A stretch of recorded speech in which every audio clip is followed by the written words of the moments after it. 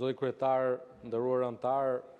dita e sotme e punës tonë ka nisur me një lajm pozitiv nga Komisioni për Europën dhe Punë të Jashtme,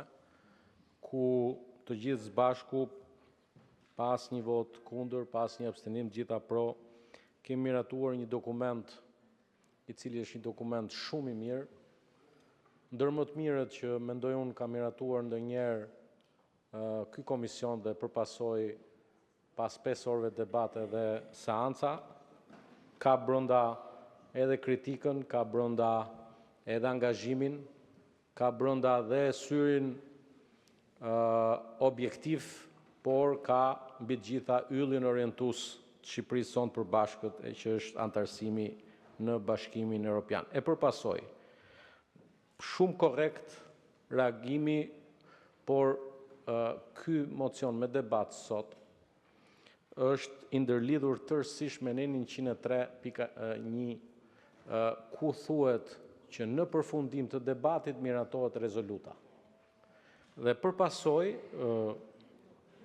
jemi të detyruar që në fund të 5 orëve debat të miratojmë rezolutën, e cila, siç e thash, ka kaluar me konsensus. Dhe mendoj që zoti kryetar do ishte në të mirë të procesit ta dëgjojmë rezolutën dhe më pas të çelim debatin, ku natyrisht pas prezantimit të rezolutës duhet vijë një zë nga opozita për të thënë, dhe këtu gjej rastin t'i falenderoj antarët e komisionit, po mbi të gjitha të falenderoj, pa dashur dikush ta quajë diversion, po ta falenderoj zotin Axhinasto, edhe zonjën Vokshi, nga ana e opozitës, të falenderoj zonjën Kuko dhe zotin Malaj nga ana e shumicës, pa asnjë dyshim kryetarin e komisionit, edhe zotin Shehu gjithashtu, zotin Dule, të gjithë, ndjes ndonjëri që nuk ja përmenda emrin, por të them të drejtën, këto 48 orë kanë qenë 48 orë realisht një punë intensive, edhe stafet, sepse edhe stafet kanë bërë punë shumë mirë. Kështu që të mos ta prishim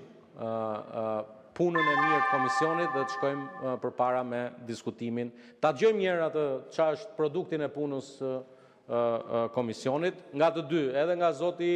Hasani si kryetar, edhe pastaj fjalën e zonjës Vokshi si nënkryetare. Faleminderit.